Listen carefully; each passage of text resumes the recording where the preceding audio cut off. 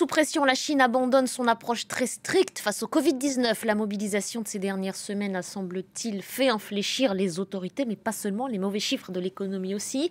Un allègement général des règles sanitaires a donc été annoncé. Bonjour à vous, Lou Quissier, la correspondante de France 24 à Shanghai. Merci d'être avec nous en direct, Lou.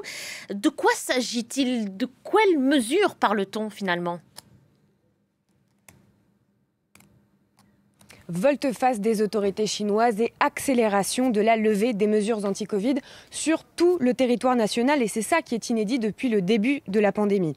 La grande nouveauté, c'est que les cas contacts et les malades asymptomatiques peuvent désormais s'isoler chez eux, à la maison.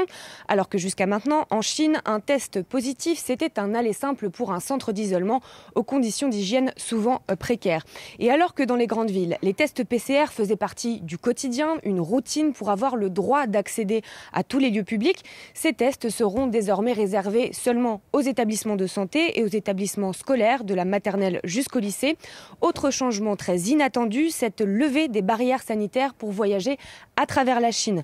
Avant, pour passer d'une province à l'autre, d'une ville à l'autre, il fallait un test PCR négatif, plusieurs QR codes de santé verts, mais maintenant c'est terminé. Les autorités annoncent vouloir accélérer la vaccination, arrêter les tests de masse et réduire le nombre de confinements. En revanche, pour entrer sur le territoire chinois, la quarantaine de 8 jours reste, elle, obligatoire. Et comment est-ce que réagissent les Chinois face à l'annonce de cet allègement des règles ?